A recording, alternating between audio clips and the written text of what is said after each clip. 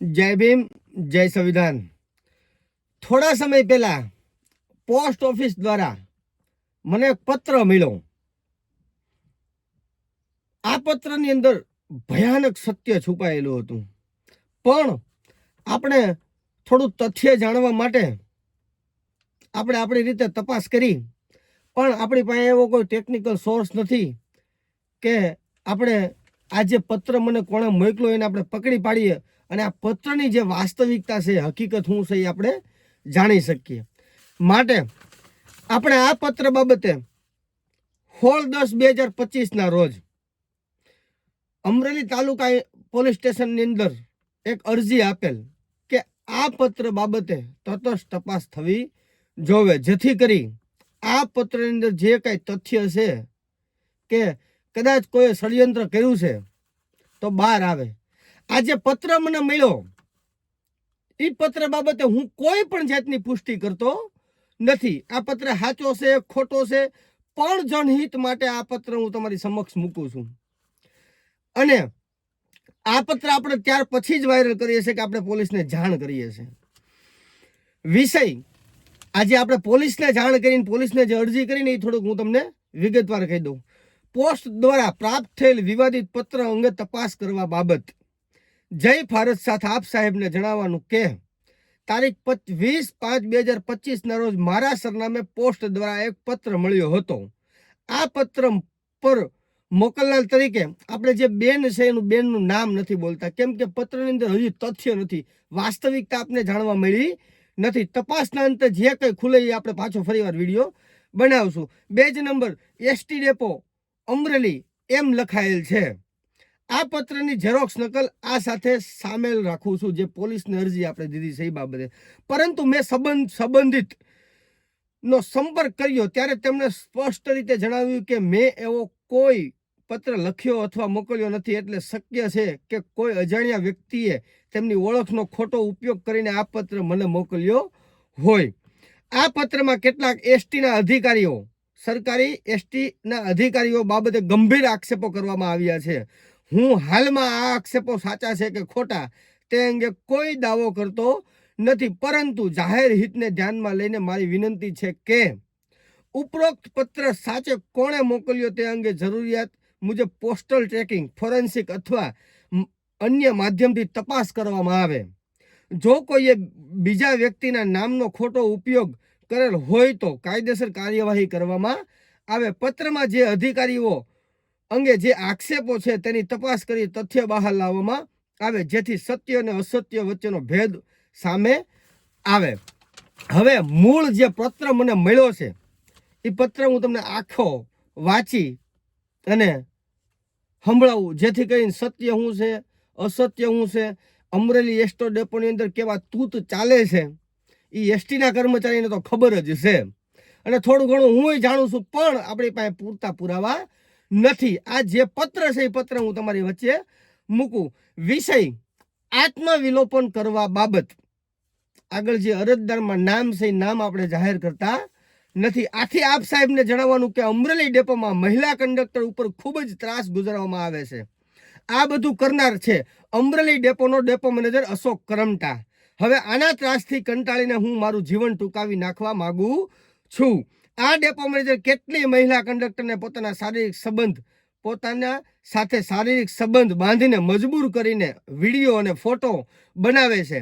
આની માટે મજબૂર કરવા માટે જિગ્નેશભાઈ ત્રિવેદી અને રાજનભાઈ ખાલી કંડક્ટરનું જ ડ્યુટી લિસ્ટ બનાવવામાં આવે છે, જેથી કરીને કોઈ મહિલા કંડક્ટર ડેપો મેનેજરના વિરુદ્ધમાં ન જાય। આ હરામી ડેપો મેનેજર અશોક કરમટા પાસે મારા પણ અશ્લીલ ફોટા અને વિડીયો છે, જેના દ્વારા રાજનભાઈ અને જિગ્નેશભાઈ સાથે સેક્સ કરવા માટે આ ડેપો મેનેજર અશોક કરમટા મને મજબૂર કરે છે। આ ડેપો મેનેજર અશોક કરમટા તે આપણે હવે નામ આગળ લેતા નથી સાથે પણ આડા સંબંધ છે। લગભગ જાણવા વાળા સમજી ગયા કે આમાં કયો શબ્દ આવે છે। આ ડેપો મેનેજર અશોક કરમટા તે એક ભાઈનું નામ છે, તેની ઘરવાળી સાથે પણ આડા સંબંધ છે, જેના પણ ઓડિયો રેકોર્ડિંગ ઘણા લોકો પાસે છે તો આવા લંપટ ડેપો મેનેજરને સસ્પેન્ડ કરીને ઘર ભેગો કરવો. સાહેબ, આ ડેપો મેનેજર અશોક કરમટા દ્વારા જિજ્ઞેશભાઈ ત્રિવેદી ઉપર જે એફઆરઆઈ થઈ તો કાંઈ એક્શન લીધા નથી, જેના ઉપરથી સાફ જણાઈ આવે છે કે આ લંપટ ડેપો મેનેજર કેટલો હરામી છે.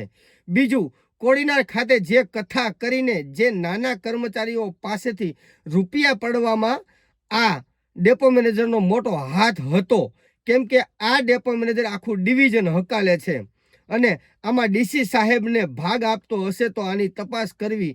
આ બનાવ મીડિયામાં અને છાપામાં પણ આવેલ છે. આ ડેપો મેનેજર અશોક કરમટા છેલ્લા 15 વર્ષ થા એક જ ડિવિઝનમાં નોકરી કરે છે. આ ડેપો મેનેજર પોતે એવું કબૂલે છે કે જ્યાં લગી ઉપલા અધિકારીમાં એનો સમાજ એટલે કે રબારી સમાજ છે ત્યાં લગી મારું કાંઈ નહીં થાય. તો આપ સાહેબને વિનંતી કે આવા લંપટ ડેપો મેનેજર અશોક કરમટાને દૂરના ડિવિઝનમાં બદલી કરવી.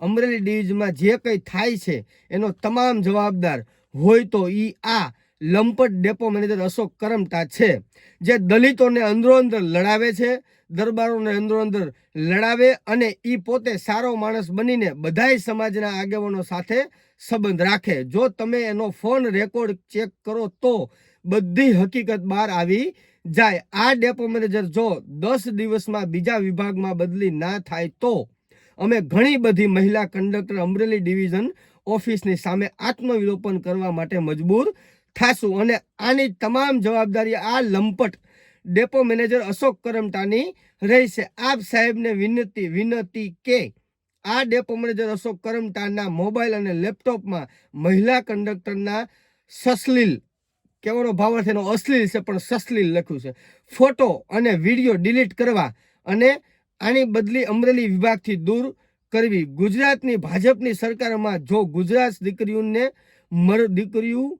મરવા મજબૂર થવું પડતું હોય તો હવે હદ કહેવાય. અને નારી સુરક્ષા અને પુરુષ સંવડી નારીની વાતો કરવા વાલી સરકારને પણ આવા લંપટ ડેપો મેનેજર અશોક કરમટાને સજા કરીને દાખલો બેસાડવો જોઈએ. આની ફરિયાદ હું આપણા મુખ્યમંત્રી સાહેબ તેમજ હર્ષ સંઘવી સાહેબ અને વડાપ્રધાન સાહેબને પણ મોકલું છું. આ હતો પત્ર.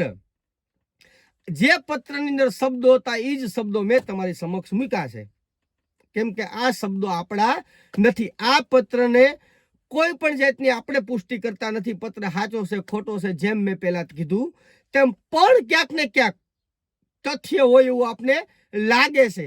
આપણે સાબિત કરતા નથી કે આ પત્ર સાચો જ છે. જો એસટીના અધિકારી, ઉપલા અધિકારી કોઈ પણ વ્યક્તિને છાવરા વગર આ બાબતે તટસ્થ તપાસ કરે તો ક્યાંક ને ક્યાંક ભાંડો ફૂટે.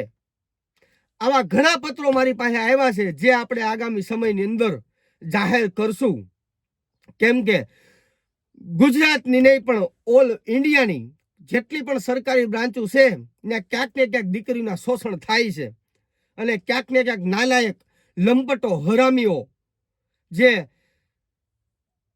દીકરીનું શોષણ કરવાના તમને કહું રાક્ષસો છે એ ક્યાંક ને ક્યાંક દીકરીઓને હેરાન પરેશાન કરે છે.